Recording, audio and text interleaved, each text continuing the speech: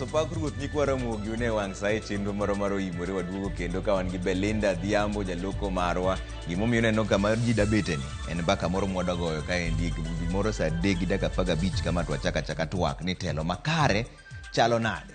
Magi welo mang'wan godo Honorable Mark Nyamita men jaod bura mauriri, Honorable Kennedy Ondiek men coordinator mar UDA South Nyanza, to gi Honorable David Osiany jalonye weche mag telo, to bende ndalo moko nen jalup jatend migawo mar ohala. Wabro go kod mbaka ni to telo makare chalo nade. Imbe dwaer mondo winjo pachi 2-3-6-0 to koso bin jopiny ema yiero joma nigi mibadhi emomiyo gima gidwaro bende ok timre. Mage mbaka mwadhi go bang'e. Anto nyinga Trevor Ombija jandingo panga jonyakach dendo Ombija taya nyakwar guok kocha pesa. Mage weche manyien mawan. Kuna hata siwezi sema, hata siwezi ongea, mimi nimekasirika sana juu niliona haki ya Mungu, watu wetu wameuawa watatu kwa familia yetu. Jia paro seto bang' madho kong'o manigi sume gwenge makangai Kirinyaga ka chich ma itudo gi uso kong'o no bende osemano. Doho chungo chenro ma sirikal manyocho chako mar chulo omenda mag skul e mbui ma e-Citizen. Form 1 kawuono joma nie klas gin ji 7 to namba ma wan godo mose register mapoko biro gin ji 10. Eka Form 4 Form 2 mang'eny magin 16. Jokanyo e sekta mar somo manyo kenge mar chiro sikund sekondar magamba mani Awendo masani koro dong' mana gi jopuonjre 35 kende.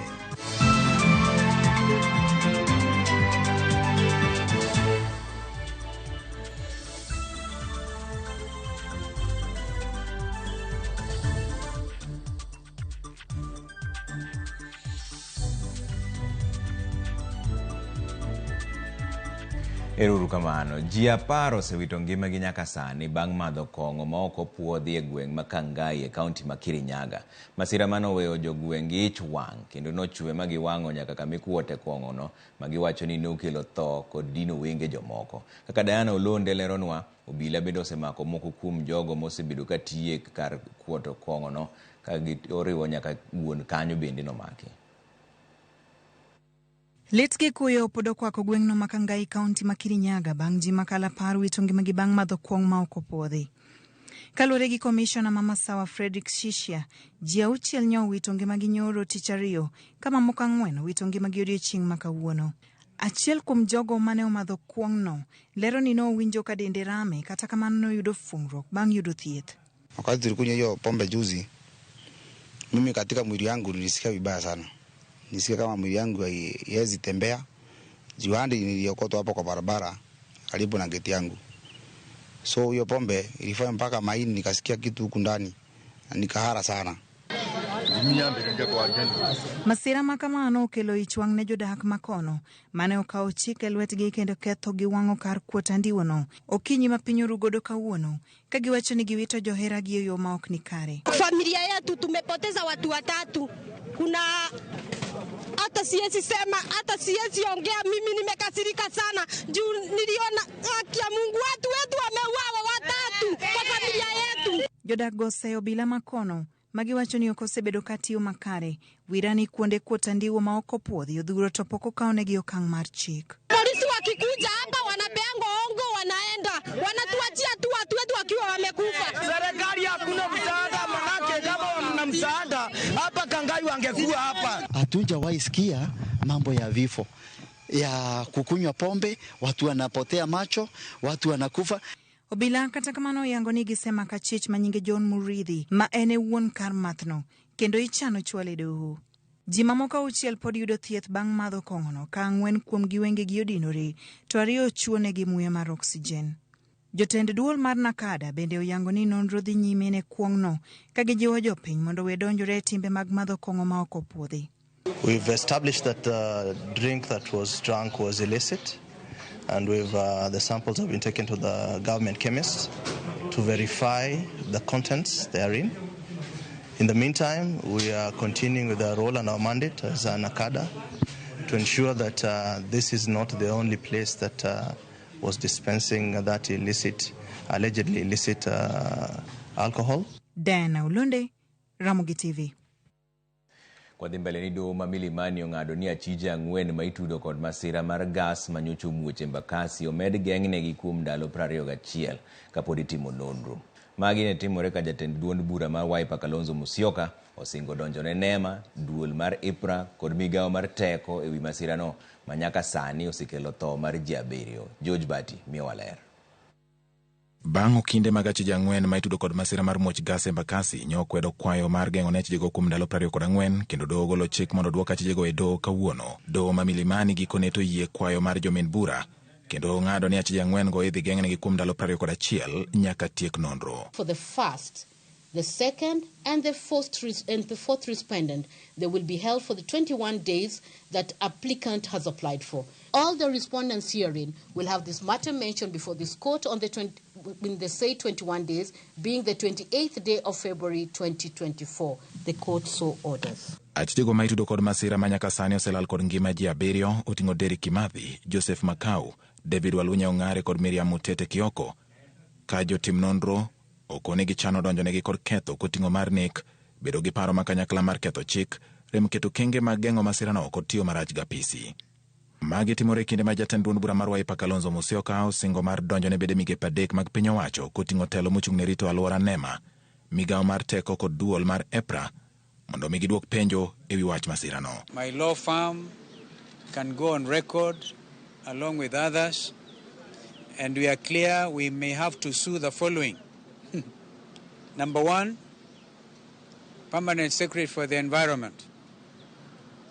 Ndiye anahusika na mambo ya NEMA na kwingineko na mengineo. Number 2, the PS or PS for Energy. Asimamia mambo ya EPRA na mambo ya kupeana gas na malicensing na kila kitu. Kinde no jaod bura ma Embakasi East Babu Owino koni piny owacho nyaka kaw ting' mar chiwo ratiro ne oganda manoyudo midhiero kendo neno ni gidok ngimagi mapile pile. The government owes Kenyans a duty of care to protect them, and therefore the government is directly liable. It is shameful that people lack houses in Embakasi East constituency, and the president is leaving the country, going to another country to fight for the interest of a foreign nation. Kakoro kwan ji mosewito ngimagi kaluwore kod masira mar gas ma Embakasi chopo ji 7 kama moko bende dhi nyime yudo thieth. Kendo josiasa maketo piny owacho tesre bende koro wuok oko ka gikone gidonjone bede migepe mag sirikal. Piny owacho to singo neno ni ji manoyudo midhiero yudo ratiro ka jopiny ojiwo mondo chiw ripot ewi johand gas ma ok opuodhi matiyo e kuonde mag dak e bombe ma Thurka. George Bati, Ramogi TV. Doho mamalo ma Milimani ochungo chenro mar chudo mar omenda mar somo kata school fees kokalo mbui mar piny owacho mar e-Citizen nyaka chieng' doho gol ng'eto machielo ewi chenro no. Maende ne biro bang' jagoro mongirore migawo mar somo Belio Kipsang golo chik ne jonyuol kod jopuonjre mondo mi ochul omenda mar somo kokalo e yor chudo mar mbui mar e-Citizen. Lydia Okeyo nigi ler mar wachni. Dr. Magare Gikenyi mawuok e kaunti ma Nakuru ne ochwalo ng'ure doho ka ywak ni chenrono mar timo chudo mar pesa mag skul kata school fees kokalo e mbui mar sirikal mar e-Citizen ok oluwore gi chik ni mar kata pach jopiny pok okawo.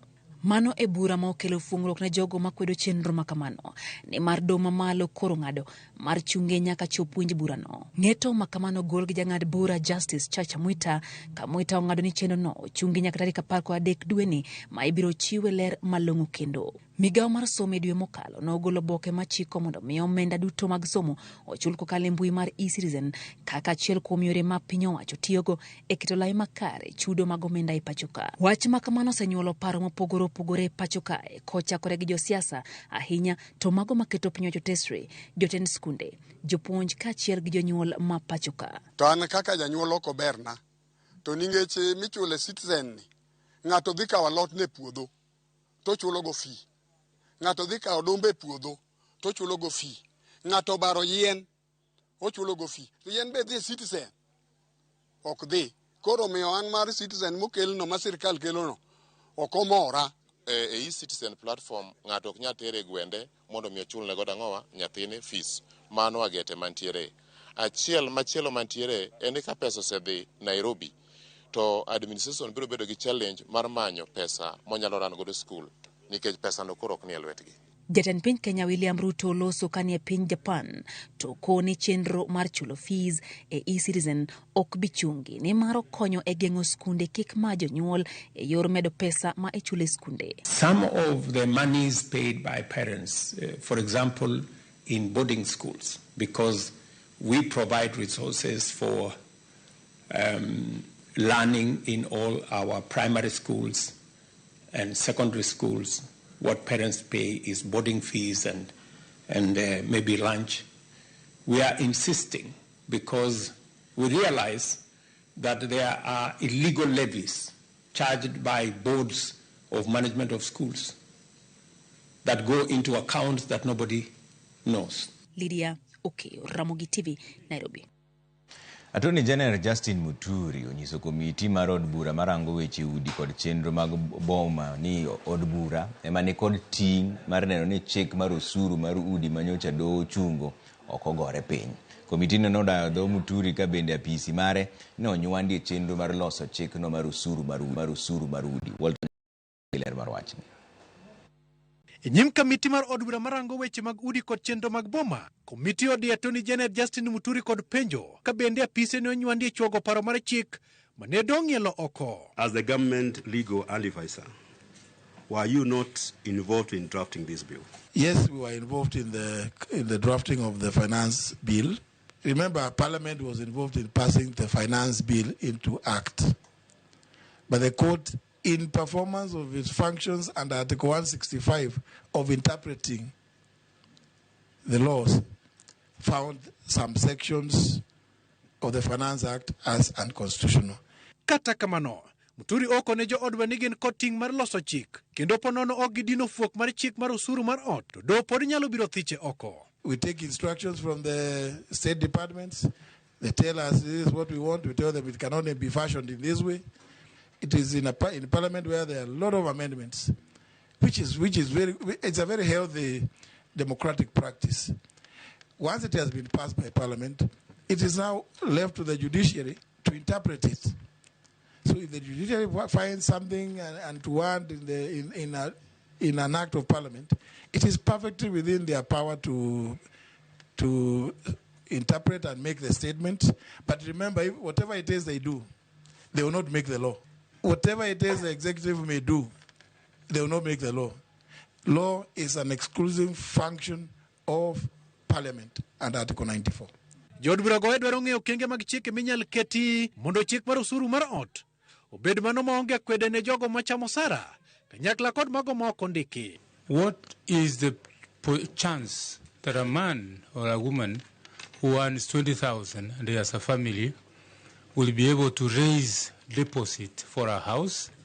He will be able to raise stamp duty and everything for him to get a house. What that means is that such a man or woman is being deducted but will never get a house. Is that not a way of discrimination? Members were asking, would it have been more easier to do the NSSF model of collecting these levies, and if that person who has been contributing doesn't need a house in the end, that money be refunded, just like the NSSF model. The issue of the levy being discriminatory, Clause 4, subsection 2 of the bill addresses the concern by imposing the payment of the levy to both salaried and non-salaried persons. Walter Nyambaga, Ramogi TV. Bad migawo mochung' ne chenro mag oganda olando ni jodongo, nyithi kiye kod ji mamoko mang'awo mondikore chenro mar Inua Jamii kawuono chako yudo omenda margi mar dwe mar 12 kod dwe mar kwongo. Jagoro mongirore migaono Joseph Motari oyango ni sirikal osegolo omenda maromo milion 2.1 mar siro chenrono. To kaka jafwambo marwa Chris Owino leronwa, Motari oyango ni omendano ibiro chwal kokalo e simbe mag ong'we yamo kende, kendo joma pok ondikore gi chenro mar M-Pesa omi nyaka giko dweni mar timo kamano. Jodongo, nyithi kiye kaachiel kod joma ochando e bwo chenro mar Inua Jamii program koro nyalo bwonjo kochomo e bengi bang' sirikal chako chenro mar oronegi chudo mag dwe mar 12 kaachiel kod dwe mar 1 higani kochakore kawuono. Na Inua Jamii yote kwa jumla, ile ya wazee hao watoto na hiyo walemavu, kuanzia leo tunawasihi wale wazee waende kwa benki wachukue pesa yao vile uwaga wanachukua, waende kwa M-Pesa kwa agent ya banks, KCB bank agents, pesa yao iko hapo, so waende wazichukue alafu iwasaidie. Jagoro mongirore bad migao mochung'ne ngima dhano Joseph Motari oyango ni jodongo kod nyithi kiye dhi chako yudo omenda makamago bang' sirikal golo omenda maromo milion 2.1 e giko juma mokalo. The Ministry of Labor and Social Protection, specifically the State Department for Social Protection, which I'm the Principal Secretary for, on Friday, the 2nd of February 2024, released Kenya shillings 2.1 billion for January payment to beneficiaries enrolled in the Inua Jamii program. Kalure kod chik mane ogol kod jatend piny William Ruto, omenda mar kony e bwo chenro mar Inua Jamii program ibiro mana chwalo e simbe mag ong'we yamo ma ok bengi. Mutari oyango ni joma pok ondikore gi M-Pesa idhi miyo nyaka giko dwe mar 3 higani, kalure ni onge ng'at mabiro yudo chudo mare kokalo e bengi bang' dwe manyien. Nirudie tena ya kwamba wale ambao hawajaingia katika enrollment, hawaja-enroll katika M-Pesa, wahakikisha ya kwamba wame-enroll kufikia leo. La sivyo, any money from next week hatutalipa tena katika banking halls. Lakini hii ni clarify, it does not involve wazee. Wazee, wale all the persons cash transfer is will continue the way it has been continuing. E okenge mar neno ni ji maromo 100,000 mapodo kondikore gi M-Pesa otimo kamano, sirikal osechopo e winjruok kod kambi mar Safaricom mar miyo gi simbe mag ong'we yamo e nengo mapiny. Mutari lero ni chenro mar chwalo kony makamano kokalo e sim dhi konyo jogo ma odak e gwenge maonge kod bengi kata modak mabor kod bengi. Chris Owino, Ramogi TV, Nairobi.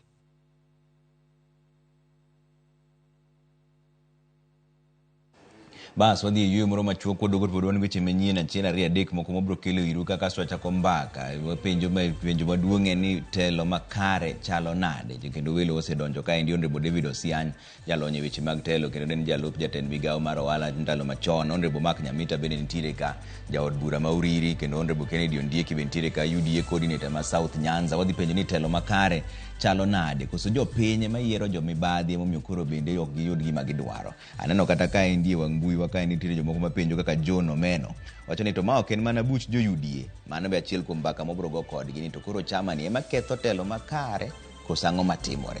Bintiere ka ang'o go kodgi mbaka bang' daka moko matin. Ni be ora ote mari 2:600 e kor mbui mar Facebook bende wantiere e Ramogi TV. Bang' daka matin wabiro.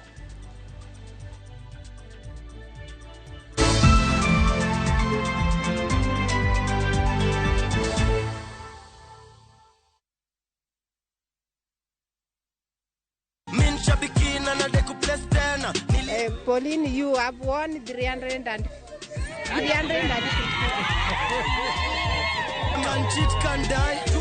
Majina naitwa Pauline Piero Wawira Njage, ishi hapa Mrorongo Phase 3. Sasa niliamini wakati nilipigiwa simu na hiyo namba walikuwa wamesema ya customer service. Tutakaa chini na mzee tupangane juu tulikuwa tumeweka 2024 resolutions, sijatosheka, nitaendelea, nataka sasa hiyo 5M. Bonuses nazo ni no.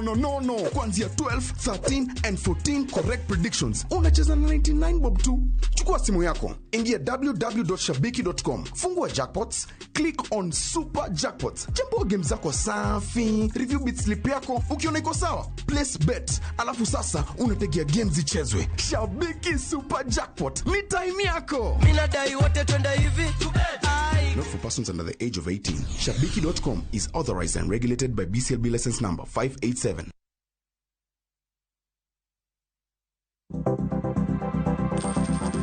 Inyalo goyo kwan kod omenda ma aching' kata ma ikete bahasha ka isiko itiyo kod omenda mohingo kaka onego itigo. Tema ne keto e bahasha omenda ma idwaro tiyogo kama moko to ikung kata ikan.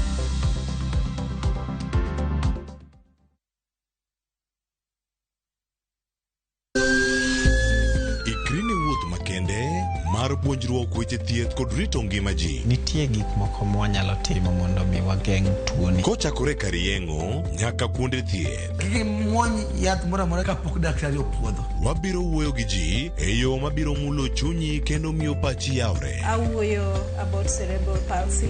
Anyalo nyiso jonyuol mamoko ni gimbe kik giluor. Ng'eyo en teko. To kodok korka ngima mar del, bedo gi ng'eyo nyalo kelo lokruok maduong'. Wach chanjo ma jomadongo ng'eny ji ok dhi nikech ng'eny ji kia. Bende wariwo jowinjo wa e mbaka madhi nyime kokalo kuom nonro matimore e lela. Nitie program moro mabiro ni penj laktar. Ober ahinya nikech opuonjo gik mang'eny. Koda ka tudruok e yor mbui.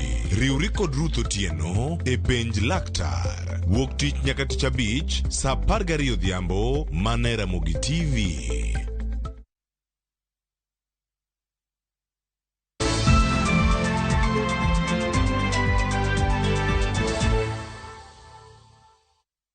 Erokamano kuom keto Ramogi TV ka wadhiane mbele gi weche manyien ni jokanyo e sekta mar somo manyo okenge mar chiro sikund sekondar mar Gamba mane Awendo masani koro dong' mana kod jopuonjre maromo 35 kende. Kaka jafwambo marwa George Jumalero, jaod bura ma Awendo Walter Wino ne otelo ne jokanyo mamoko mar limbo skulno kendo mamoko bende mosebedo ka wang'iyo midhiero ma skulno kadhe pile ka pile. Sikund sekondar mar Gamba Zapkodu ma Awendo en achiel kuom sikunde gwengego mayande ne timo maber kendo umbe ne lach. Sikundni mantiere kod jopuonjre malo 400 higni 4 ma okalo sani koro chalo gunda. Nyathi oa e sikul akono to leso nusu gigo nang'o ni baba wan kisungu ok puonjwa. Alungo nyathi moa Agongo ayudo ka leso osedhi kucho mang'eny to makagi to poko gikate leso to penj to gidhi. Nomiya ochuna magolo nyithinda moko matero Rabondo. Achiel ma pod awe ka omiyo pod an parents maka. Ng'eyo ne tang'o miyo jonyuol ogolo nyithindgi ma around Magamba otere skunde mamoko. Kwan jopuonjre sani modong' e skulni romo mana 35 kende ka ochake klas 9 nyaka 12. Jopuonje modonjo e klas 9 higani gin 7 kende. Form 1 kawuono joma nie klas gin ji 7 to namba ma wan godo mose register moko kobiro gin ji 10. Eka form 4 aneno katin gin ji 4 manitie kawuono. Form 2 mang'eny ma gin 16. Ka ionge gi joma nie form 4 nyiso ni future mar school samoro ok ber nikech kata joma nie form 3 kata forms mamoko go woro ni to ka gitieko wuok e forms go to gidhi kanye. Dok chien mar sikuni bende osenenore karwe kod dok piny mar kwan jopuonjre matimo maber. E piny maduong' mar higa mar 2013 sikuni noyudo min mar 3.5. Penjo maduong' en ni koth nochako go sikulni kanye. Ok anyal wacho exactly gimokelo ma nikech wasebedo gi meetings mamoko to nitiere nyithindo mane nitie to wuok. Koro reason momiyo giwuok maler to ok giwacho. Wachore ni skunde moko moluoro Gamba nigi nyithindo mang'eny moloyo Gamba. Koro nyithindo dwa dhi kunde ma gineno ka jomoko ng'enye ma giparo ni nitie puonj maber. So chal ni nitie complain ni puonj meiye ka ok dhi maber. Ok adwa chayo jopuonje sama wawuoye ni nikech pok wago kodgi mbaka. E okang' mar ting'o malo wechego mag somo e skundni, jokanyo e sektano mar somo ka otelnegi kod bura ma Awendo Walter Wino ne olimo sikundni mar ng'iyo kaka inyalo rese kapok opodho piny. nyithindo gi nochako wuok e skul ka one by one kaluwore kaka wich mane en godo ni ok onyalo bedo e skul maonge japuonj English. Jo community marwa nyaka wuok oko mondo gikonywa skul. Achiel kuom gik maparo na biro timo, abiro wuoyo kod jogweng' wawinjre ni to ere kaka wanyalo boost enrollment mag nyithindo modonjo ka en challenge mar samoro pesa, to wabiro winjore kodgi ni nitie a few ma wabiro winjore ni ere kaka nyalo konyo gi sponsor mondo donji mondo wabed gi namba maber.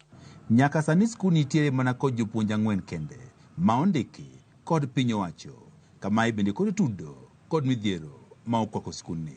E chakruok mar higani, moko kuom jonyuol ne obago ng'anyo skulni ka gikwedo duoko marach mar penj, mabende ne chuno apisas e migawono mar somo kod arita mondo koro bed kod twak e skulni. George Juma, Ramogi TV, Migori.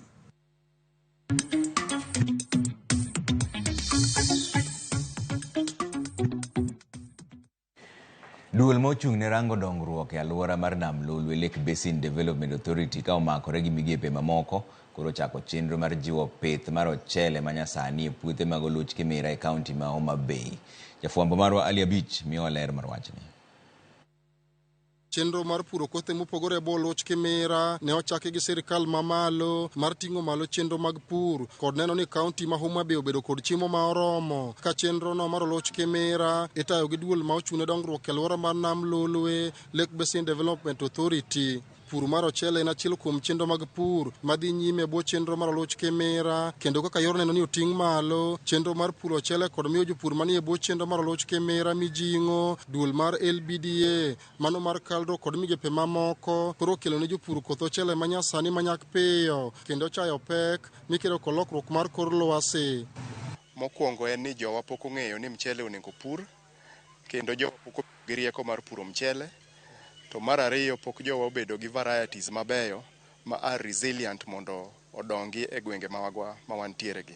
So gima watimo kawuono en ni wariwore gi organizations mamoko mondo wang'iyane ka wanyalo kelo varieties manyasani ma are more resilient, ma kawo time matin to mature kendo magolo produce mang'eny. Migepe makamago ne obedo gi odiochieng' mar jopur kama ne girome gi jopur ochele moingo 250 manie bwo chenro no, kama ne gikone dwaro margi en medo jiwo pur mar ochele e bwo Oluoch Kimira kod medo lombo jopur mamoko ka giting'o malo yuto margi. What target ni farmers 250 gi o embrace this new variety of rice.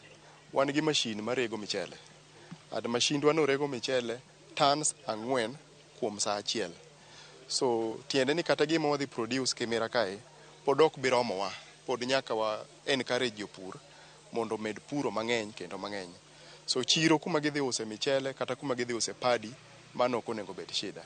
Shida onego bed ni ginyalo produce marom nade mondo wakaw michele te ma gidhi produce. There are climate smart technologies for rice production. So we want the farmers to adopt these newly released varieties and also the climate smart agronomic practices. The aim is to increase rice production.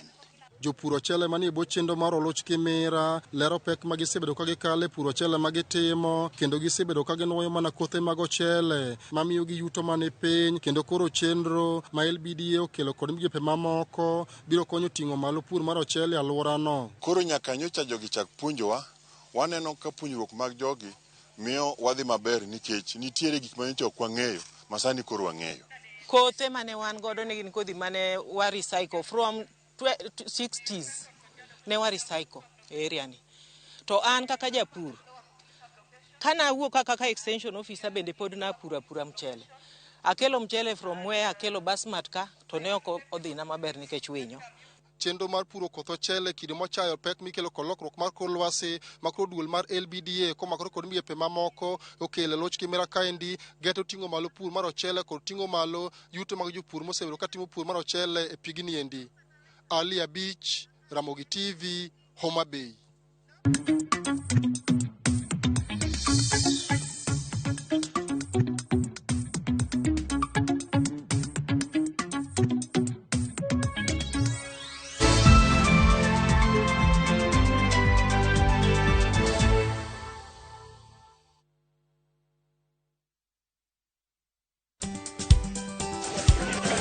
panga line.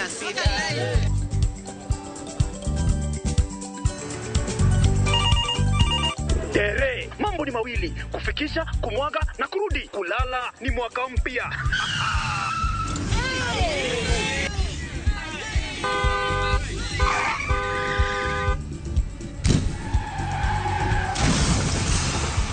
Bua muka we mse. Nini mbaya? Wewe kwani wani vile dereva anaendesha gari vibaya, lazima tususe. Anaendesha gari na kwa simu the whole time, hata angalia barabara. Tusimame. Wewe dereva wewe, mwaka iliyopita peke yake watu zaidi ya 3,000 walipoteza maisha yao barabarani kwa sababu ya tabia kama hizo. Hautatuangamiza tukiona. Naomba msamaha, tampeleka vizuri. Si wameomba msamaha. Sasa tuende tusafiri kwa mwendo wa aste. Dere Smart hufikisha abiria salama. Ujumbe huu umeletwa kwako na NTSA kwa ushirikiano na European Union.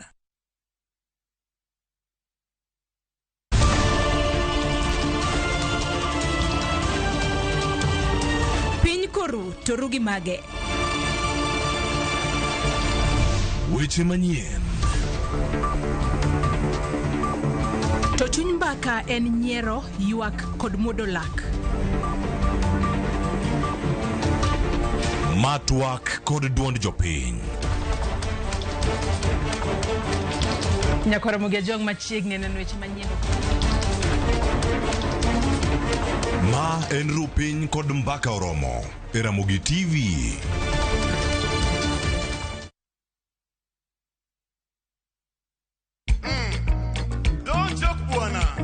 Kitume mowa kelonu otenore en dhadhu magi. Ramogi Night chenro makeloni luwo benga luwo rumba kachiel gi ajao. To kure kodwa bedo bonde isore. Ano pete kandiko joko kota we imam. Ana miela miela zipea onge ngama wacho. Wela pomo chandaga. Tumechiwa kanino. Ramogi Night. Tumoketho wiya. Makinungo. Ticha beach ka ticha beach sang'wen otieno.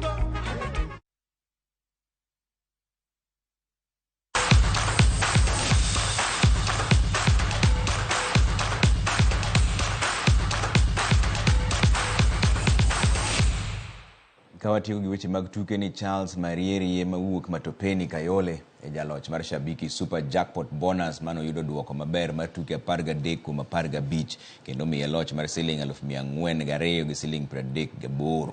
Mich mar siling milioni 5.7 to podi laro nyaka ne chak tugo ne dwe mar 12 higa mokalo. Jaloch mar omenda no idwa no yud tuke go duoko margi 15 kuom 15.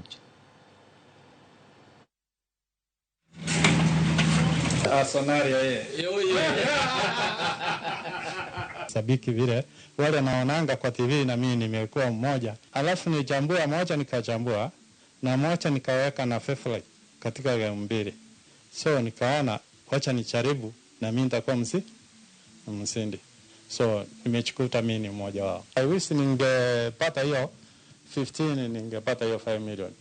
By the way, sitakufa leo, nitaendelea kucheza. For this money, this any booster, I have some kids ambao mmoja ataenda university, tawalipia wengine high school. So naona Sabiki imeniinua kidogo. Shabiki ni ya kila mtu. It does not matter the team you support. Kama timu yako inakuangusha huko, jaribu hapo kwa Shabiki. Hapo usijiangushe wewe mwenyewe. Usipocheza unajiangusha, unaona timu huko wewe una control vile wanacheza, lakini hapo uko na control. Juu unaenda kwa site, unajichambulia game wewe mwenyewe. Unaona? Unaweza amua kujichambulia na bado uweke auto bet just to be safe. Hiyo umepiga goal, unaona? Moja inaweza ikajipa. Na sisi tuko ready, do iko tayari, tunakuletea. Ukianza mwezi kama sasa unaona bwana Charles sasa anaanza mwezi vifiti. Last week tulikuwa Kitengela tukapatiana huko Mlolongo, mtu akamaliza January vizuri.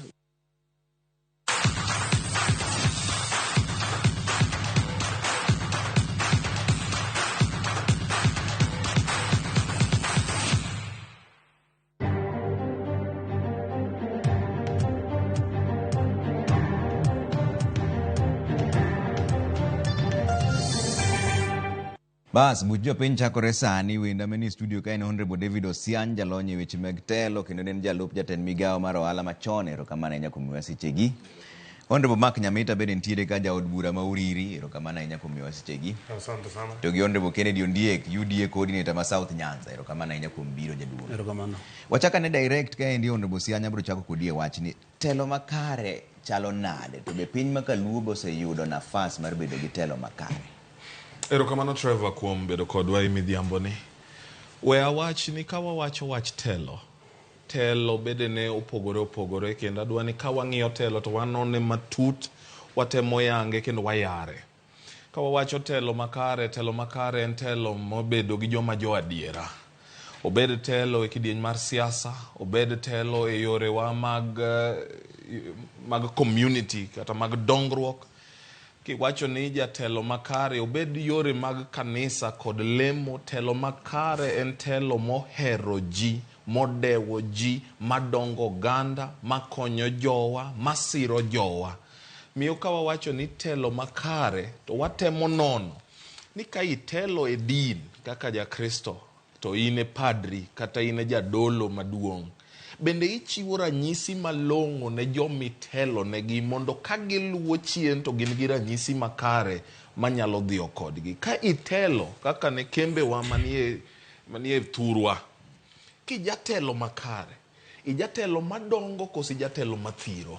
Nikech thuolo mang'eny ibiro yudo ka ng'ato mi thuolo mondo bed jatelo, to kar mondo dongi to en othiro, odongore owuon to thiro oganda. Ka ijatelo momiyo ombulu mondo tel ne jopiny e yor siasa, bende jatelo inyalo chiew chuny otieno mapenj weche manok mawach ni yawa asetelo nukare ka bedo jaratiro kendo ka bedo jadiera. Miyo telo makare oyiengore kuom bedo jadiera, oyiengore kuom bedo ng'ama nigi tim ma ok wach kende, oyiengore kuom bedo jal manyalo chung' mawach ni ng'ani koro bedo jamiriambo. Telo makare en telo mating'o jowa kagolo gi okang' mamwalo ka ng'awo gi okang' machielo mamalo. Te sirikal masani bisenene. Achaka ne gi sirikal mamalo ka. Nikech in isetie sirikal no. Kata doko ni nitie sirikal machon. Asetie sirikal kendo asetie sirikal katelo ne weche mag theth kod dongruok mag ohala. Te sirikal masani aseneno fuok mopogore. Nitie ariyo adek mwanyalo wacho ni ber, lakini chutho an kanone matut to nitie nyao, nitie fuok, mago nitie. Gintiere bede sirikal adek. Nitie kichako gi bad sirikal bideno ni executive motelne gi ker. Ma jowa koro wacho ni miriambo malala mosi nikech achiel ariyo moko ma singo ma ok chopi. To en singo tok singo, kia Grammy Award otimore nade, mago nitie gi nyao. Ka idhi e judiciary, wan gi nyao e judiciary bende, nikech ibiro yudo kama e thurwa ma ji kwala to ka gidonje doho to samoro iwegi giringa lajre. Telo makare onge. Ka kiduoge bunge ka, to koro bedo chako time tabu, nikech ka executive nigi tabu, to jomonego thiedhe en bunge gi senate ka. To kanyo bende nyao nitie. Miyo nyao nitie. To okadwa bedo ng'ama goya ni gik moko te richo. Ang'eyo ni nitie moko mabeyo e iye kanyo bende. To an kama arange go kaluwore gi tich ma yande watiyo, nikech sirikal no natiyo ne. Aparo ni nitie gik mosedhi maber. Migao manatelo ne, otelne gi nyadendi maparo ni osetiyo maber kabisa. No kao kuom osiepna miluongo ni Moses Kuria mano bagni. To nyadendi masani otelo ne migao no, aserango gik manwachako, mise manwaketo mondo gidongi, aneno ka gidhi maber e wechego. To nitie kor siasa koni ma bende obagni kendo digni nyowuoyo. To mago mag piny ang' watim nang'o. Nyamita telo makare chalo nade, to binene seche mwani wuoyi. Erokamano ahinya. Telo makare en telo ma dholuo to koro ok pek ahinya nikech en joka siep nigi dholuo madongo. But telo makare en makelo lokruok ne oganda. Koyieri an anyalo wuoyo koro kaka ng'ama oyier. Jogo moyieri ka nigi geno nitiere lokruok mane singo negi. Be nitiere kaka inyalo kelo lokruok. Telo makare en telo mawacho adieri, makata ji ok ohere, to samoro inyalo wacho adieri. Telo makare en telo maketo jogo morito mbele moloyo en owuon. Mano e telo makare. To kipenja sani, then telo makare bedo eni imipime ratil gi jogo mokete telo. Kibiro e kambi kama untiere ni, wanyalo mana ng'iyo kaka Royal Media nitie, tinyalo ng'iyo compare gi KBC, tichaki compare gi Media House machielo. Koro ing'iyo ni to mane madhi maber. Kwaneno ka Royal Media dhi malo kaka Ramogi koro sani ni malo matis, to wanyawacho ni nyaka bed ni Ramogi dhi maber nikech telo margi makare nitiere maber. To samoro kidonje ei Ramogi ka, tipenjo Trevor, to Trevor bro koni ni wadhi maber lakini de meda gimoro matin. Koro wadhi maber sahi. De wadhi maber. Koro luore gi kama intiere. Ke samoro ka in e ot, tinyalo neno ni mama uwe ma samoro tedo chiemo mamit kapok ibilo ma oko kocha. Koro ka intiere kata nyawacho ni deni across kocha cha nyabedo maber moloyo koni. Koro telo makare luore bende gi jok ma itelo negi. Mano kiwuoyo e weche mag kambi gi. Asewuoye mag telo mantiere mag jopiny. Telo makare mar sirikal kwa wuoye bad migao michako e adek mowadwa ni owacho mibiro nyaka county en telo maloko ngima mar oganda. Anapani mane telo makare. To machungi adieri kata bedo ni samora adieri no lit. To bise nene sani nikech gini kata seche mapoko chako gomba kama ni wago mbaka sani ni aneno ka jomoko ywak ni maendi bura mar jo UDA. In mokuongo ine UDA lera ne wacho. Ana ja ODM moyier nyadiriyo gi ODM. Kata sani an ODM member mar parliament ma Oriri constituency. To wach mar UDA mawuok ni nudhi ka president. Koro ing'eni mano luwore gi kaka ji okete. Nikech kopo ni wuoyo gi president loko ng'ato bedo ja UDA, to kare onge ng'ama ok ja UDA Kenya ka. Kochakore kata nyaka gi party leader mara. Ji te oseromo kode, governors wate, wajumbe te, nikech president nobiro nyaka Nyanza mo waromo kode gi wajumbe te. Koro karomo kode maloko ng'ato, to kare waduto wate. To dang bed ni mae kama walale kaka jok ka ng'ato nikech ng'eni ji oketo mana pachgi ni nyaka ibed ni in e chama achiel mok ng'i bedruok mar dhano wuon ni to mag nyamita ni en ng'ama nade. Koseketi ni in ja UDA to in ng'ama ok odwar kod in tiyo maber kod in tiyo marach koro jok dwa neno. Bin mane kama koro walale. Anaparo ni gimoningo oganda ong'e sani. Yiero nyo watieko 22 warito 27. E kinde ka en tich. Ng'ato ka ng'ato ong'i kaluwore gi tich ma otimo. Ing'e ni ng'ato kaka an awuon, for example, anatiye National Assembly. National Assembly watimo nonro ne sirikal mamalo. Jogi bire komiti kata kaka David Osiany sirikal mokalo cha ne ene Ministry mar Trade. No bire komiti mar Trade e bunge. Kanyero ji tudore. Ka ng'ato dwa luwo gire moro matis, iyudo kama jumbe ne ae ofis, nyalo dhi ofis waziri, kata CAS, kata waziri, kata PS mar ministry no. To mcheni, ntie program na moro mane ringo gika, to dhigi koni. Sani endi, mano pokolokore. Wajumbe waduto kata mawantiere gode bunge. Ng'ano maluwo gire modwaro, iluwe ka ine bunge ikete budget, to nyaka ilu, kikibed ja nyao. Ibro dhir PS, ibro dhir minister, PS, CEOs mag parastatal, jotelo mochung' ne migepe mopogore opogore. Gin jomoyiergi, gin jolwet president. Koro ing'eni inyalo, kiyudo jolwedo, inyalo dilgo. To kiyudo fundi wuon, bidilgo. Koro wan wadil gi jolwedo, to fundi be wayudo. Koro inya yudo ka direction amalo, tiyudo ka gik moko timore. Gimoningo oganda wa openji. Kudhi go mbaka gi PS, kidhi go mbaka gi minister, kidhi go mbaka gi president, ang'o migo kode mbaka, ang'o mikelo ne ji. Mano ni e debate moningo wabed godo. Kaka an kipenja, isewuoyo gi minister, waseneni kineno e romo gi president, ang'o mibiro go, kata ang'o igeno ni nyalo biro korwa koni. Tok nyoya wanyal bedo niya, nikech kata kiwacho wach president aneno ka ng'eni kero selemo wadereyo karwa. Kano biro mokwongo ji teno ringo. Mar ariyo naneno ka koro kata nyaka governor gini mabe jo ODM bo biro. To ker dhi kuonde te. Nyore ko wa Western. Wajumbe mag ODM nye ni konyo nye rwake. Ka en Kisii wajumbe rwake. Ka en Mombasa wajumbe rwake. Ko biro Nyanza mjumbe ko rwake uwi maji ok ginene. Koro an wapenjo oganda wania. Ang'o momiyo ko dhi kata Busia tirwake gi wajumbe go, to be gipenjo mana gigegi. Wambe kobiro karwa, wapenjo mana gik ma affect wan. Nikech mane avenue ma wantiere godo mondo wapenje gigo. Mopogore gi ma wantiere godo. Koro telo makare en maketo dwaro mar jopiny mbele to gitiyo matek ni singo miketo nyaka ichopi. Yeye mondo aler wachni maber. Ni mar ker kaka president kisungu dende ni en symbol of national unity. Nyiso ni onego riw jo Kenya duto kendo mano ni kare. Oyiene Trevor romo kode, oyiene Mark, oyiene David, oyiene Ratego ni romo kode. Makmana wawacho ni duond bura, chama waluongo ni duond bura, nyiso ni bura bet kae nitie duol, ka nitie chik, ka nitie kaka jiringo. Kise donjo chutho ing'eni nitie gimoro midendo ni ideology, nyiso ni ere mise ma chama ochung'e. An kaka David Osiany koro awach aja ODM mung'e, an David Osiany David Machel en ODM. To ayiero ODM nang'o? Nikech ochung' ne gigo maparo ni an karango to berna kendo achungo.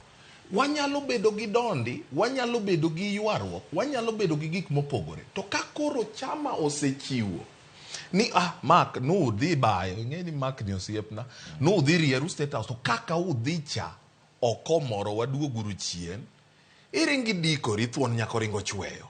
Iwacho ni kamane kaka duond bura nene, ananeno ni watim kama. Temomiyo noluonge mong'wone. Ing'eni nong'wone nikech nowacho ni ago mos jaduong' timo kama. Taneno ka pod omedo maringo dhi. Wadwa ni mondo kaka MP mar ODM oringi kokalo duond bura ya jo. Mos ken dhi nego waka ni watame wuoyo. In kineno to telo makare chalo nade. To bisenene. Aparo ni jogi ogreka koro gidwa chako kautam te telo go mero setamo gi mesa. Ero kamano namba achiel adwa wacho ni jowania. Telo anang'ie tieng' diriyo. Ang'ie telo to gi jatelo.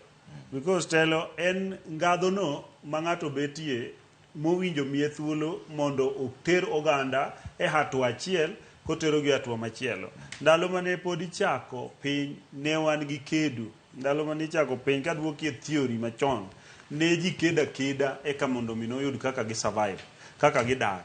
To ni wira ne nitie ji mane ok nigi teko mane nyalo yako kaka jowetegi ne yako, mane iluongo ni procurement, ne gi procure ne gin giwegi. Ne gikedo gidhi manyo, ne hunting and gathering, ni dhi adhiya manyo lee, jomoko choko mana olembe. Koro nitie joma ne nigi teko mar choko mang'eny, to gi joma ne onge teko. Ema nomiyo nokel gimiluongo ni state.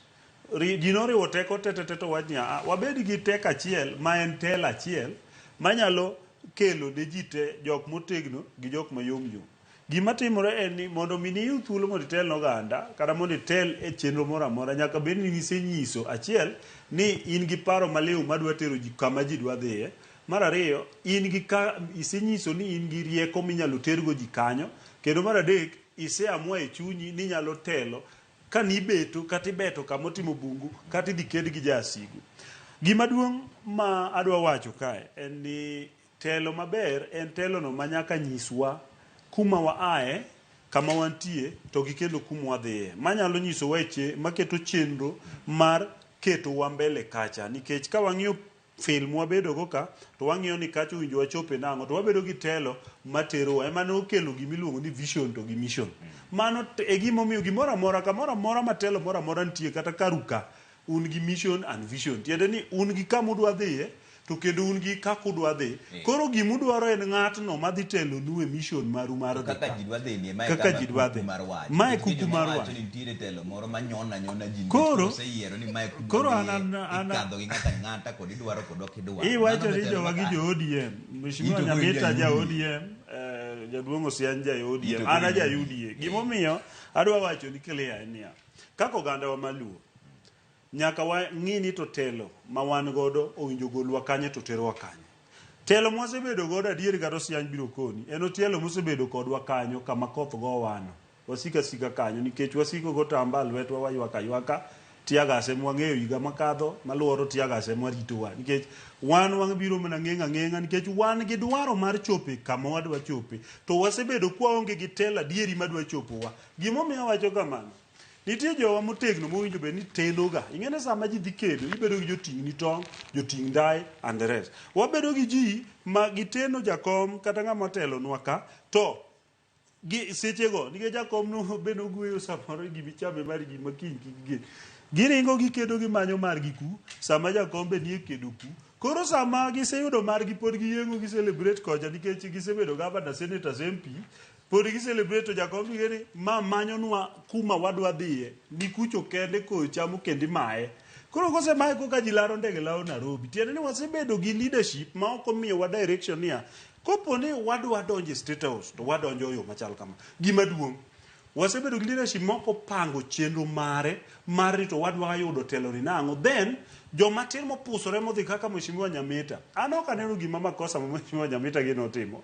Nikech president en jatelo mar piny. To jatelo mar piny ji te dwa romo go makata ma leader mar gi mar opposition. Gombo romo kode ma e gino kelo nyaka. In fact, Bomas Talks no tame mana dhiye nikech ne Ruto ok dhi kuro.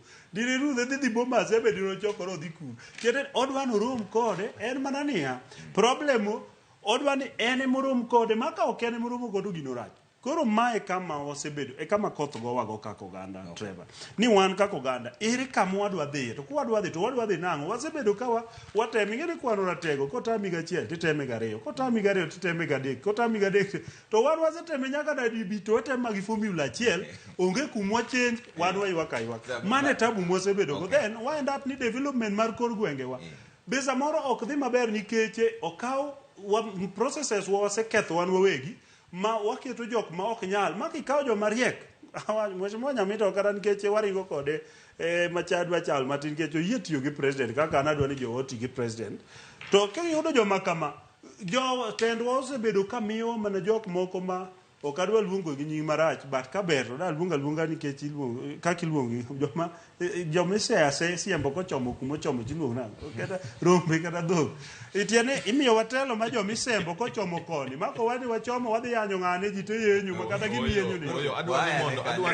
Adwa ni mondo ing'e wawacho telo taneno koduoge chuny siasa. Wawacho ni telo matend siasa mosebedo Luo Nyanza Ken wacho ni en telo mosewewa mana kama koth gowano to wiye wil nikech an telo mang'eyo mar siasa mosetelo n'oganda mar Luo e telo monyuolo multi-party democracy thurka wiye wil nikech mae telo makoro nyuolo gimiluongo ni devolution makelo counties ni. Wich nyalo wil ka samoro kwachopo kama ne wahao to kik wiwa wil. To kata kamano athoro penjo achiel ka jowa osemi telo nikech kata ODM ma wantie no nitie nyao an no maya 2017 Mark Nyamita mosiepna ni ema notera kodhi onyiso jakom ni jaduong' nyieni no yombo to kata kamano nobedo tang'o momiyo nadong' e ODM no nikech an ageno gimiluongo ni party ideology. Chama ma wachung'ne ni ochung' nang'o otamowa mang'eny ato kakori duogo dhi nwa counties. Ere kaka jowa nyalo chiwo telo makare kochakore gi MCA kidhi e governor kodhi e CECs kodhi e chief officers. Bende wanyalo neno ranyisi mar telo makare mag jogo mochodore kiringi weri e hunji mar siasa mamalo miduogo e kama ji pile ka pile kochiew yo moneno dala kodhi e hospital boyudo yedhe kodhi e sikul be sikul ber koso nyithindo koth goyo. Telo makare en telo na chako kawacho manyalo golo jowa e ngas mamwalo kaidho gi e ngas mamalo manyalo choko geno gi to kelo lokruok maginyalo neno magimul thurwa yande wabedo gi MCA mabene ok rieka ahinya ni ok kato somo to niluongo no ng'oma to ng'ombwa ni ne ji odhi ohere nang'o nikech nyaka sani pod gibiro siemo ni Ong'oma Road ne en gi ng'at en ng'ama nogombo neno ni kama yo onge ma ji nyalo dhigo chiro yo bedie manyalo kelo resruok ne jogo ma jopur. To Nyamita mambe osianyo kelo kama ber ahinya wach mar county ni county ema wadwano wuoye nikech koro telo biro machiegni gi jopiny to be wasekawo moyier maler mag jo county makonyo jopiny nikech mana kaka osianyo wacho ni en gima gineno gimbe pile ka pile ka dara rach to governor dhi neno senator dhi neno, MCA dhi neno, MP dhi neno. Bin kanyo be kwa moseyude rem kaka joka. Kapok adwoko wach, nadawo dwoko wach moro mana osianyo wach. Mar UDA gi ODM. No, ok adwok kanyo. Adama dwoko osianyo. Aringen nadonje ODM in 2007. Ema pod asebede. Kata 2013, for the records, anachung kadwaro governor. Mana adong. Tunadong mana chairman. Kende ma pod antiere nyaka kawuono. Processes, sketch be party bentiere gi a robust mechanism. Kantiere makosa moro, tiluongi gimiluongo ni disciplinary committee. Onego gipenjre ni tang'o momiyo an kano penja ang'o mana duoko. Kech nanyisogi gima nadhio. Nanyisogi ni wan gi memorandum. Nikech ntiere wach moro kama ji samoro jowa ok ohero mondo wawach. To maybe jowa machalo kaka osianyo samoro pok ong'eyo kata jok mang'eny. Romo gi president kata mano okwongo romo kode Homa Bay. Ne ji obedo piny ma owach ni ka jatelo biro e weche mag maendeleo to romuru kode. Egin kano biro Homa Bay, noromo gi delegation from all the 4 counties. Ko biro wach mar maendeleo. Ting'eyo jatelo jo biro ka ode opong'. En gi bas mosepong' moloso go sirikal mosefilo 100%. To bedo mowacho ni umbe biane uru mondo winj wachu donga dieri. Tudhi rumbi. Ting'eni ng'ato ka ng'ato ng'e kama woche diego. Koro kwa dhi kuchocho ne ji oseng'ani wadwaro mane ng'ani dwaro mane orja ting'eni osepo donga dieri.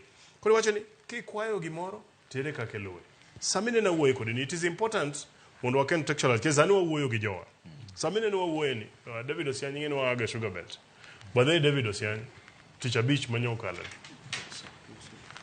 E budho manyocho wadhi mono waluwo president mwachako waluonge godo Homa Bay. Waluonge godo Migori. Osemiyo jopur masoni oyudo pesa. Chawinjo ka jok mokwacho nito soni okende ochul nyaka jo Western. Western king'iyo wajumbe ng'eny gi negin ODM. All of them know they give the same issue to the president. At one point nworomo kodgi kaka sugar caucus. Mowacho ni wan gima wadwaro waseneno ka e Mount Kenya wach mar chaye gi gope gi emisebed kigolo. Wan bende wadwaro ni mondo tim nongo. Sani endi ochul. Soni kama waaye gosiepnane. By Friday, nyose chul 1 billion shillings. Mar jopur. 7.2 billion gowi. Mane ni e bank gi kiang'oa mano bosegol. Sani odong' mana gi wach mar jopur. Koro kipenjo telo maber en mane. Maketo wach japiny mbele.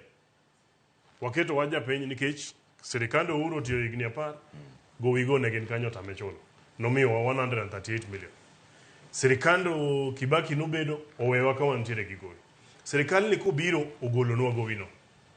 Onge richo kanyo ka sirikal obiro golo gowino. Wanyalo tambore nikech wan ok wagone Ruto kura. Lakini gimotimo makoro konjo sani endi jonyuol manyo yudo pesa 1 billion ni sani tero nyithindgi skul. Mane telo makare maketo wach jopiny kocha. Ado mana wacho ni as we speak sani wach kete mag thieth miwinjo ko wacho ni kwa bire weche mag county. An ka uriri mondo mi ng'ata wuog ka uriri kadhi Migori kapoko kodhi hospital mar district hospital nyaka oti gi siling 800.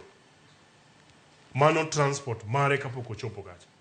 Kani wadhi kacha to nyise jadong waneno kigera gero hospital awiyae wan dakumi wa kata hospital. Hospital okel sana na liloso na hospital mara 100 million. It's going to be a level 4 hospital. Korumo mokete yath. An samora ni thiedhaga kan Nairobi ka. To japencha to yudo kare.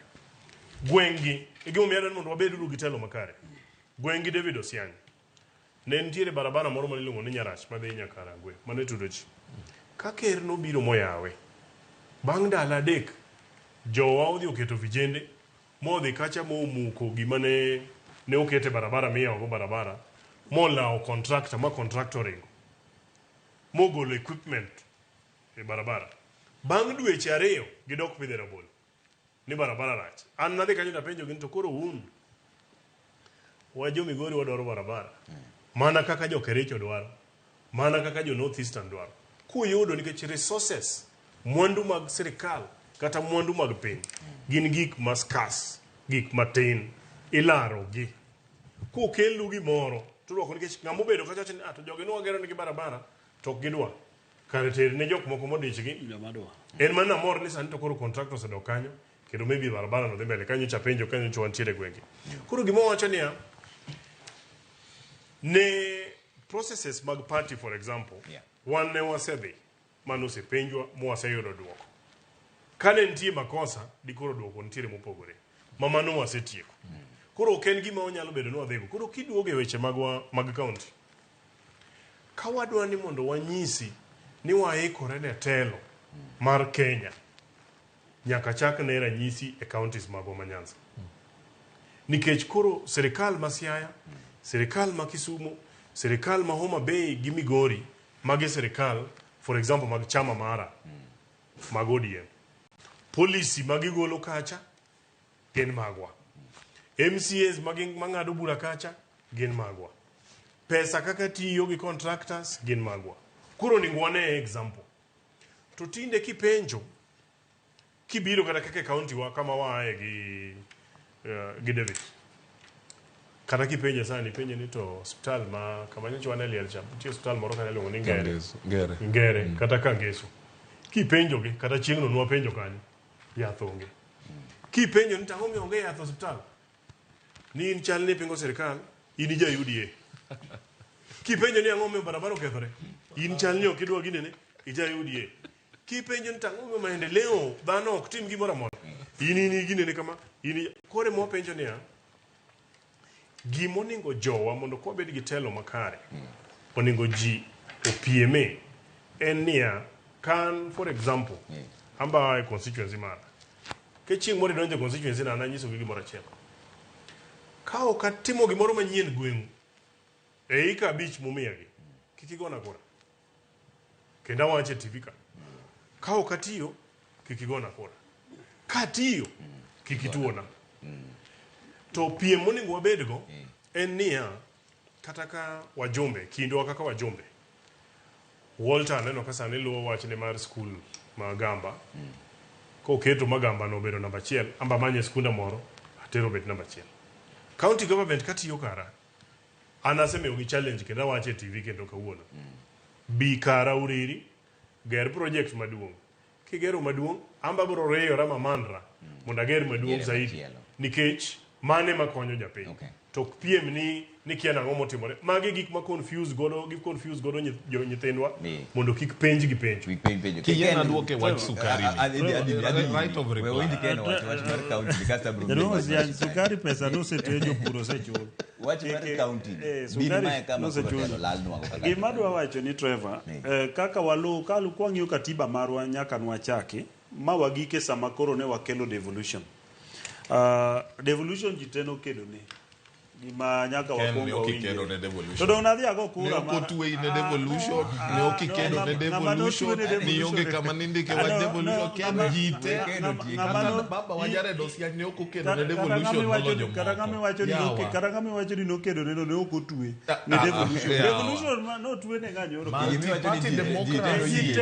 Ana wacho devolution gi multi party no biro na devolution ni kigore ke. Ni okikedo taleng. Nikech awacho ni devolution anagone kura 2010 jitenwa gone kura. Koro kata ka ng'ato notelo, jatelo ne nyaka wabed gi jatelo matelo nwa, is okay. Koro ok onyal ting'o teto tingre lokri mare. Gima duong' madwa wacho niya, katiba kane achako gi structure mar katiba, wasebedo gi telo manochoko teko tetete oketo Nairobi ma at the headquarters mane wan gi national government. To kane wadhi devolution, article 174 no okelo gimiluongo ni devolution. Ma 176 koro explain kaka principle ma devolution owinjo bedi. Tiende niya, pend chikno ne pogo Kenya into sirikal achiel maduong' to gi sirikal mamoko 47. Nyiso ni wan kaka oganda, an asebedo member mar county assembly kendo asetiyo, and awawacho no swear jadwong' Osianyka ni an ema natero the largest number of motions a county assembly ma Homa Bay within 2.5 years manatiyo, and bills 4 manatero mokadho, policy documents 4 ma one of them established Tombo ema kawuono nitie kachacha.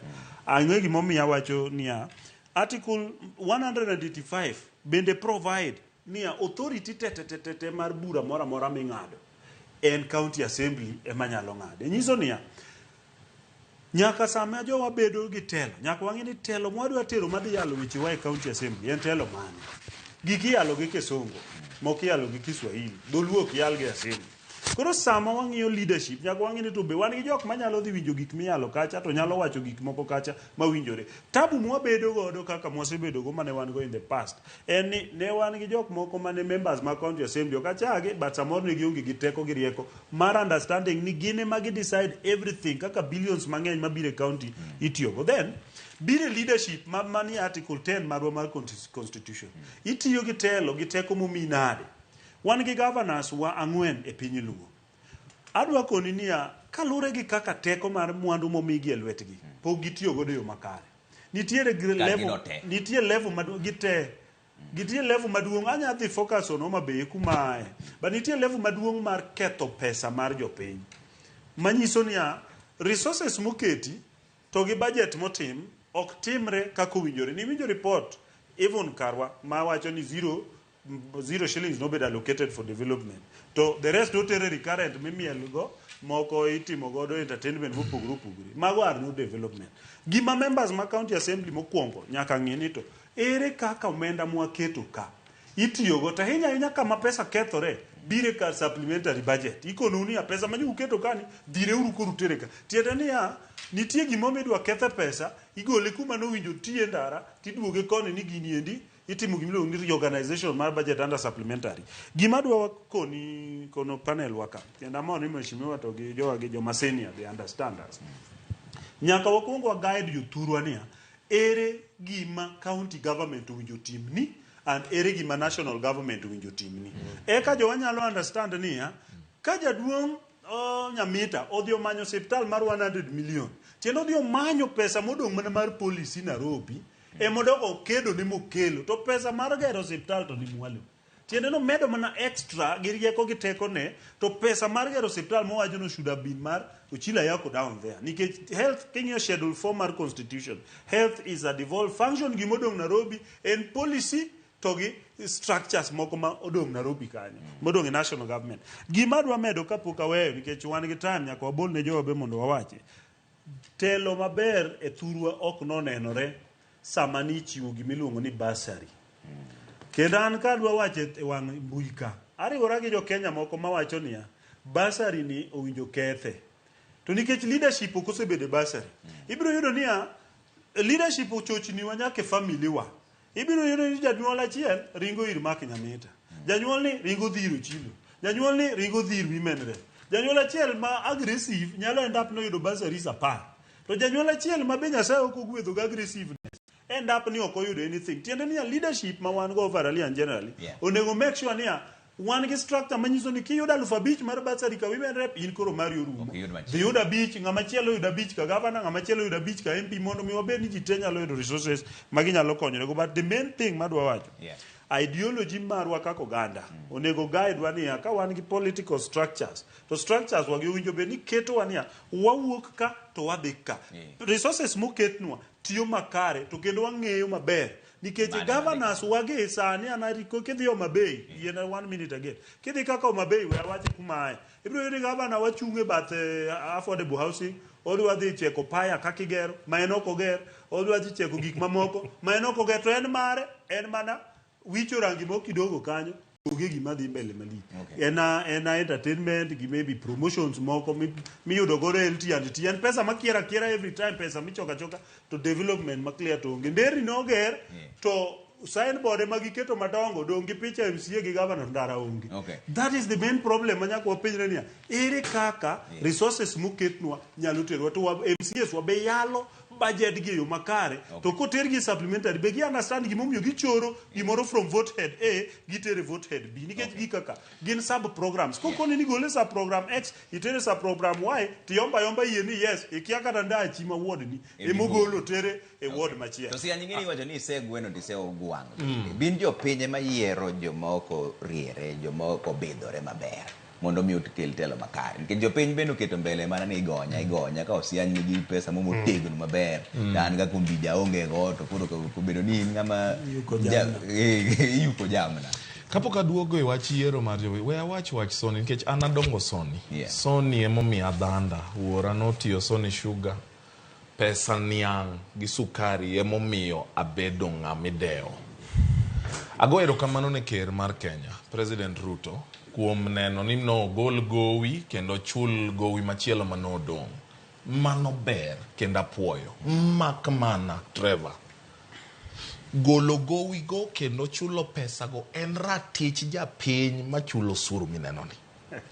Ok ochuno ni jotelo dhi ogo chong gi piny. Adieri, bedo matek nikech mano ne ok sirikal ma wagone kura. Emomiyo awacho ni otiyo maber kaka jatelo. Achako ka wacho ni the presidency is the symbol of national unity. Nyiso ni kose yieri bedo president, in president mar joma nomiyo ombulu, in president mar joma notuoni. Kata koro dei ni lit. Ni tero yo thur jomoko nikech jo thuru be dhi penji kaka nyanda neno ka gipenjo Murkomen ni ere yore misegero nwa waneno mana kitero gi Meru kia Embu kia Nyanyeri kia kune. Kisebedo jatelo to in jatelo ne joma oyieri gi joma ok oyieri. Mak mani te en ratichwa. Nyiso ni president mosekalo mane ok otimo mano nikech yandi timo gi ne joma opuro kahawa, yandi timo gi ne joma opuro chai, to wan ratichwa norochi. Ok ochuno ni nyaka jotendwa dhi go chong gi piny mondo wayud ratichwa. Kan wan gi telo makare malo, telo makare biro ng'eyo ni en tija kata ka mak ne ok obiro mondo atim kamano. En gima ber ni mak gini noluwo ka gisiro ni ratichwa ni oserocha ming'a time makare. To telo makare ok onego tim mano. We adoge penjo mipenjo. Iwacho nyadi ng'eny ni ji yudo jotelo magi deserve. Nyiso ni jatelo ma un go en ma uyiero kendo monego ubed go. Bedo matek samoro kiwacho nikech ang'eyo ni kaluo kaka ODM no wadoke election ne watiyo gi pend chik mano wacho ni timo ni iyiero ahinya kar MPs. Nyiso ni MPs te nodok maonge yiero manotimore kanyo. Kata mak gini onge ni negido onge ODM nomination manotimore mondo ji odogi. Mano chambwa pend chike moyiero kamano. To ka ji oyudo thuolo mar yiero jotelo, asika nuoyo ne oganda luo. Bende wanyalo manyo telo kuom jatelo. Koso wanyalo wadhi managde bondeche mokelo wapidha makawuono miwa chiemwa matinende. Kaka bang'e ka ji osego kura to ji chuo wigi piny kokumbore kaka naneno ka ji koro kumbo wigi piny thur osiepewa malokagi. Ka giwacho ni ya jowa wate mane wakedo to koro sani wadong duk. Makata gima waneno onge.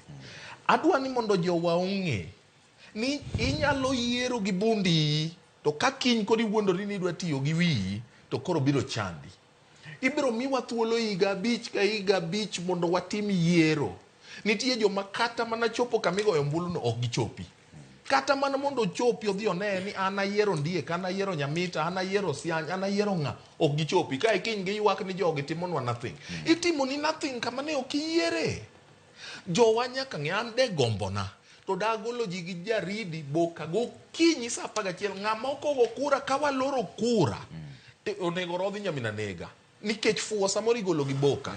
Omiyo en gima dieri ibiro yudo ka nitie kamoro ma ji ne oyiere ng'ama weth nikech ofuku ne tut oingo mar jomoko no ofuku ne oyombo mar jomoko dhi ochut dhog gi bor kodong dakika mogik. Kiny koro jomo ochut dhog gi bor gi olokore jo ohala.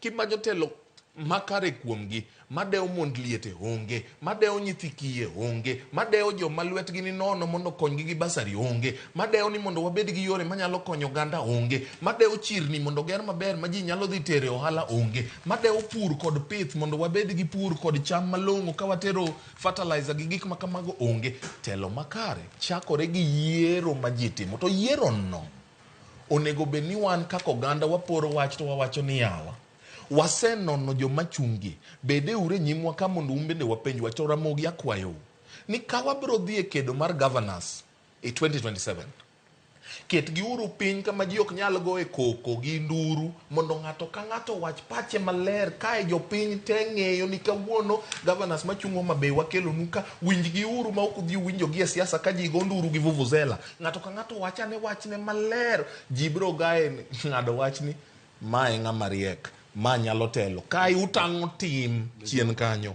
ka be tim wuotho gi wach ada wacho gimoro kech owuoye weche mag telo maber tada mana golo makosa matin kuom owadwa ing'eni kiwacho niya Of course, tiyo gi pesa mar sirikal mondo tim ne jopur gimidwaro en ratichi. To ratichwa no luwore gi pesa mantie sirikal. Sirikal nigi priorities mang'eny. Made pod otimo to pod en sawa. De wan gi gowi. Kwa wave 112 billion mar sugar industry. Sirikal ne nyaka 112 billion no mondo gichul go gowi ma Kenya ne. Negi nyaka 112 billion no giger go barabara ma Lake Ring Road. Negi nyalo ka 112 billion no gikony go jok manye pi oketho ne gi udi kuonde mopogore opogore. But because we negotiated mondo maru obed prioritized. Okonyiso ni onge ng'ama osego chonge. Ka an pok ago chonga. Jotelo mose bedo kwa discuss go pok wago chongo. Kendo gini nwa present kwa chako ya election. Onge ng'ama ogo chonge. But onge in owadwa osiany osetiyo sirikal. Kendo kipenje mae gimo miyo mondo wanyis jowa adieri. Paro nini nikech ni en our right e gimo miyo wasebedo kwa dhi e yiero to wawacho ni IBC onego bed fair makata okiketo agent to kura igoni. Nikech en ratichi. To donge nitiere adieri e wachno. Ema wacho ni ema wacho ni kalama tingo. Gimi wacho ko wanyisi. Koro wanyisi. Kwaya go tami. Ema koro danyisi adieri. Jok miwinjo wacho go. Ibro yudo ka chairman marwa mar party wajumbe wacho gino. To gin giwegi e yiero achiel no gito giketo agents. Kipenjo nasepenjo kata jakombadi. Kano wacho nango no IBC onego oter okochuno ni nyaka oket agent. To yiero ka yiero mosedhiye to keto ng'awa. Kipenjo kata wandai. Obro koni. Kipenjo kata on the other side, penjo ichungwa gini. Kata an kipenja. Ang'o momiyo wan miyiero wa e kombe ma piny gi. To kwa kos keto agent. To kobedo mamalo to wacho ni IBC onego bed fair makata okiketa ng'o. Ma en wondruok. Wang'eyo ni mano is a ideal situation. Mano en gima wagombo ni mondo bedi. To gi Kenya masani nyaka waket ng'ato mondo ritang'o. Nyaka wapush. Joka ne yudo gopi gi kigolo oko nikech ne gidhi to gitudore to giwuoyo to gigo biro tikalo. Kano watudore gi jo Western mu wadhi mu wuoyo gigi wagi okalo. Eta tich onge ng'ama go chonge. To samoro be wuoyo mit nyalo bedo mamit ngeni osiepno osia pok oyier. Dho osetie sirikal e ngadho mamalo. Oseyier ma ine mikedo ne.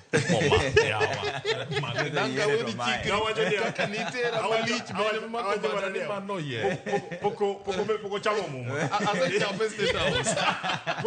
No osetiyo. Kata sani kipenje. Gini wacho gigi inyalo wach kama. Sani kipenje. Kech gene motiyo kaka waziri. Kipenje sani ni Rongo. Ang'o manotimo ndalo mane en Rongo. Onyalo struggle nyisika.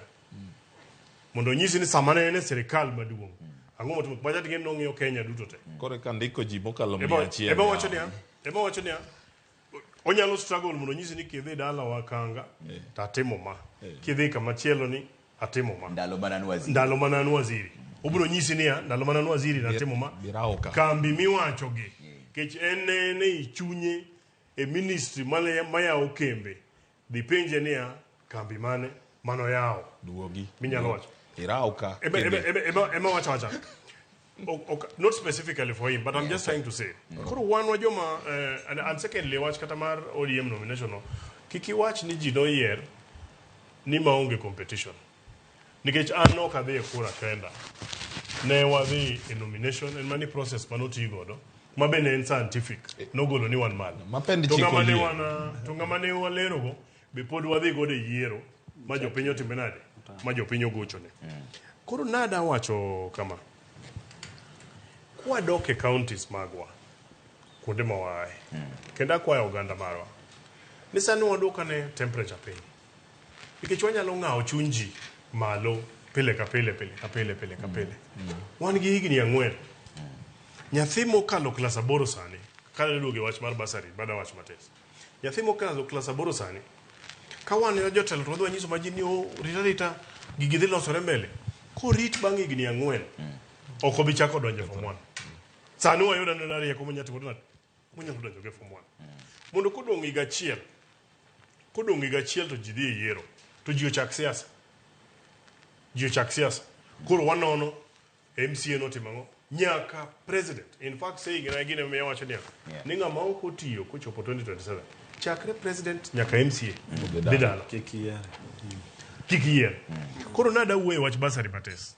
I agree. Sani nitie basari ma ichiwo gi governor. Tiro ka county moko bokero ni nitie governor scholarship kato moro bomiyo MCS pogo. Nitie basari michiwo gi women rep. Nitie basari michiwo gi mjumbe. Nitie basari michiwo presidential basari through Department of Social Protection kamano. Nitiere mitimo kata nyaka gi ministry. Kato nitiere jo private sector mabe timo sponsorship. An kipenja. Eni serikal gimonego tim. Kipenja pacha, serikal gimonego tim. Onego tim ane costing mar education. From primary, secondary, kwa the university. To giyud ni cost mondo nyithindo osom te en pesa di. Kato ng'iane ni pesa mimiyo wajumbe basari en pesa di. Mimiyo governors, mimiyo migepe mopogore gi te. Kupo ni nyaka presidential cha. Kupo no yud ni pesa no komed gi mantiere ministry cha. Koriw together nyalo miyo nyithindo te dhi som. Ana yie ogol pesa na 40% mar CDF. Okaw mar governor cha, okaw mar women rep, okaw giteto migi ministry of education. To serikal wacho ni koro somo en ang'o? Koro onge ng'ama biro biro ira gokinyi ni arem gi wach school fee. Donga dieri. Koro ng'ama neno kogolo nyathine public to tero e private mano koro luwore gi te. Koro konya chako biro chando mjumbe niya ni nyathina ne nitie private nikech nitiere school kama. Mano e gima biro dhi konyowa.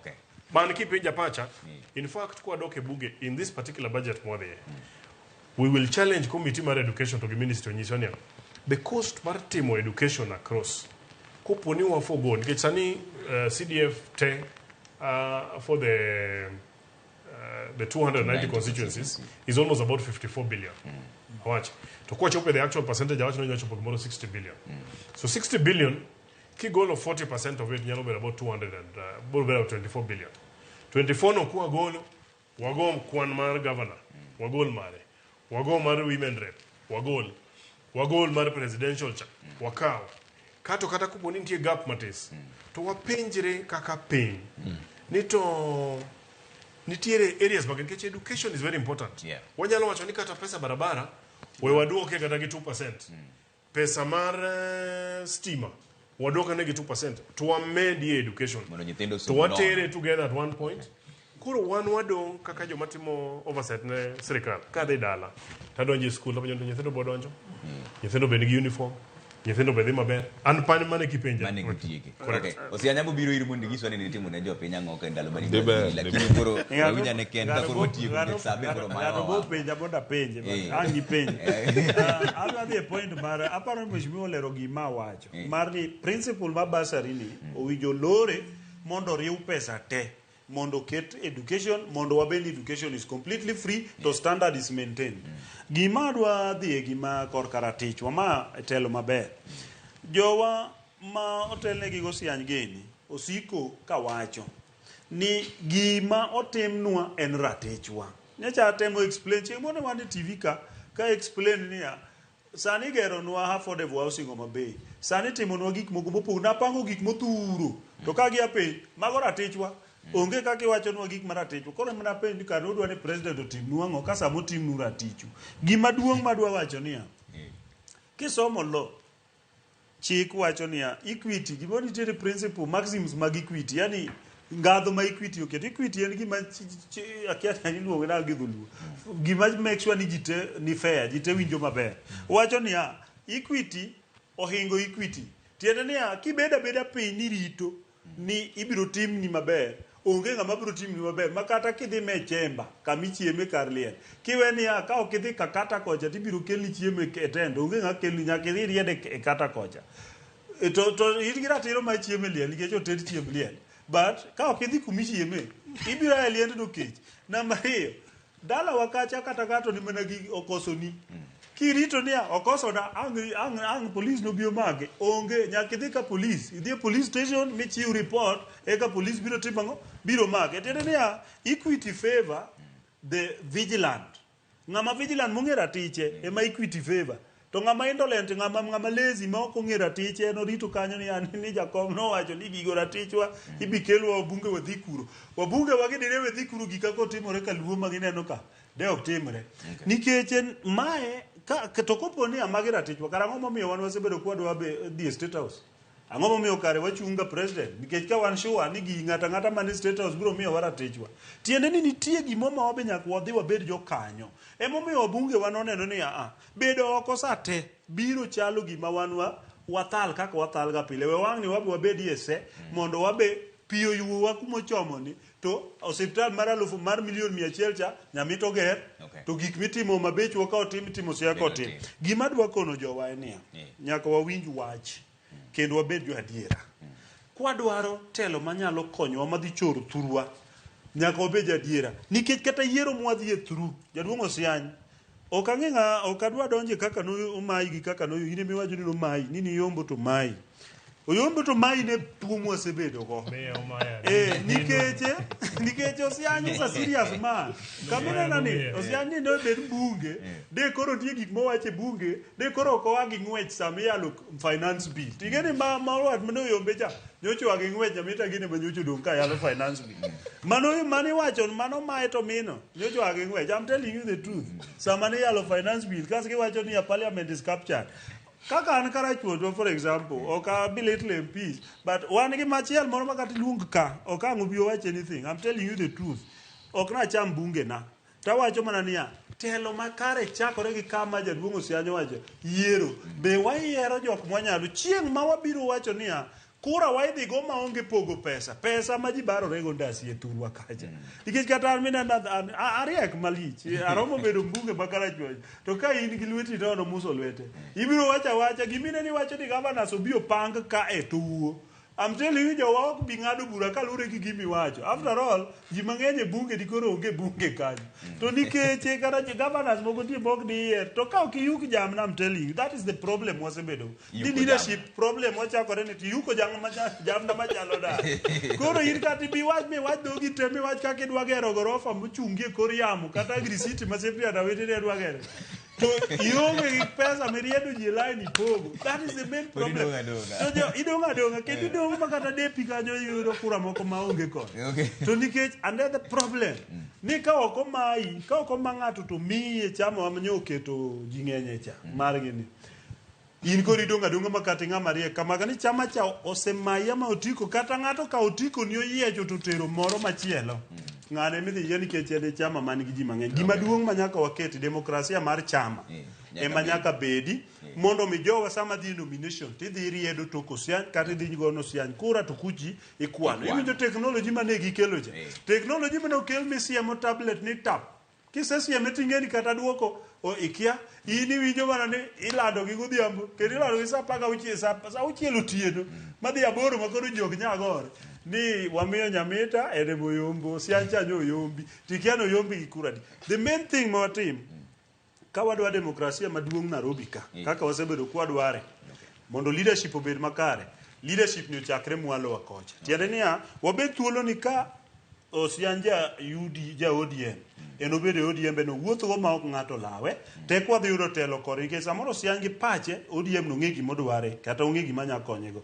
An ka ja UDA ka dhi chung karachuonyo for example winja kaka Kennedy Ondiek to gi pacha mar UDA to kik winja ni mano chama ma akanye ni mano chama mapingore kodwa. Demokrasia emwayaw mondo space obed malach wabro yudo jotelo mwadwaro sadhi kama yo wawango tabro miuda ka chiel ng'ato wach mogik lakini Osiany no pengi Ministry of Trade and Industry kapar ni nitie ng'ama osebedo minister ma lwete osechopo Nyanza maloya mokwongo ka wachopo ka wayawo constituency industrial development centers kidhi Kindu kama constituency industrial development center nitie jomatindo matiyo kanyo manwamiyo equipment mag baking mkati mar $1 million kidhi Rongo wa kama nwatere leth machine mar $4 million kidhi Kisumo kidhi kama jogo tiye nwatero negi equipment mar $5 million kanwa donjo Kirdi Kisumo an David Osiany ane masero mondo water equipment mar 400 million Kisumo nang'o mondo jowa opuonjire theth ka gikonyore ma wuothe TV gi te kanyiso jowa wasekelo equipment mar loso pien mar loso juice mar loso ang'o dhi uru mondo uyud konyruok kendo resruok kuno. An David Osiany makayudo ka Kenya Industrial Estates Office ma Migori olor ma Homa Bay olor takwayo ni jowa nyaka wayaw ka mondo kel konyruok no ganda wa kendo waket equipment mowinjore. An David Osianye madhi Migori wa ka wadhi ka Kirdi ka gin gi office to onge gima nie iye ka wamanyo $1,600,000 mondo waket equipment ne jowa kuno. An David Osianye madhi nyaka Siaya ka wan gi kambi miluongo ni Nambole matiyo within Kenya Industrial Estates mane nie bwo lochna mondo wakony Nambole tinde loso fence kata fence matiyo go dala na Rongo o mana Nambole. An David Osianye makwongo oro buses 2 moting'o mine 105 ka wakelo EPZ ka mondo wandiki. To an David Osianye makane waiko Chidalmas mawuonwa ka ane jakom lienno Mark ne ni koda Eliel achung ka nyiso PS mar interior Manera mar Ramondo Molo matiyo maber kenda puoyo ni jaduong' Rongo wa ka wan gi location 22 kundiko police ndik na police achiel nang'o nikech telo makare en telo madewo jogi telo makedo noganda gi telo makonyo jogi to mane telo mahao mane telo magombo mane telo makare.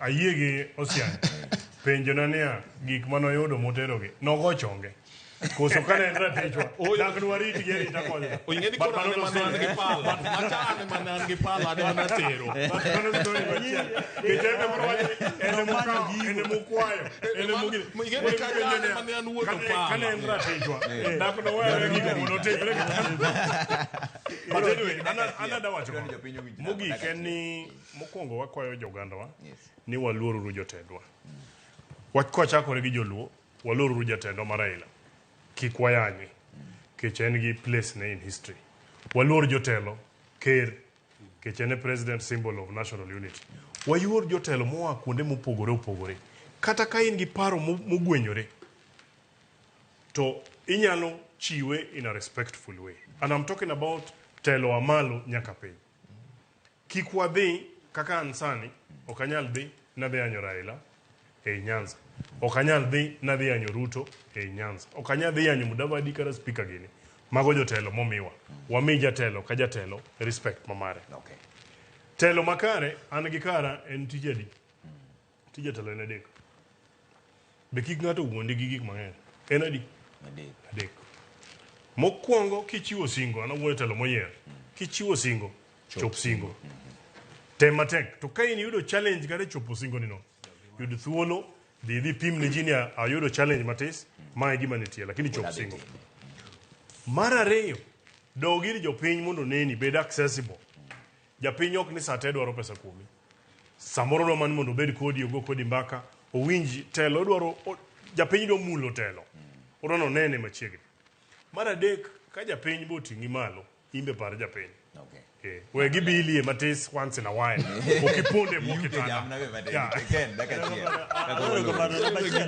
ana adwa wacho ni telo maber ka ingadho ma wawuoyi kawuono nyaka wabed ni jowayie thuolo mondo wago siasa ma ok pesa otelo mbele siasa ma pesa otelo mbele miyo wabedo gi jotelo ma nyaka dog choko ala nikech at least ibiro yero ka ji usolo ne jok mosolo ka dwano chologi ibiro end up ni okobi iwinjo ka mheshimiwa Nyamita wacho ni bede machiegni bili okobi bedo machiegni bile kopono chulo gope mag joma nomiye pesa ko campaign ko yuko jamna but gima duong' madwa tieko go en ni telo maber ai luoro jotelo bende matiyo kata jotelo moyier kata oyombi kata iyombi na IBC ene olando jotelo te ene molando MCA ene molando MP ene molando women rep ene molando senator olando governor to kenda achiel ne malando president ene manyocho lando wabunge wa wadwano migi thuolo mondo giti nyiso ni wabunge wa gi jowa duto te be nyaka recognize ni mae telo manoriero William Ruto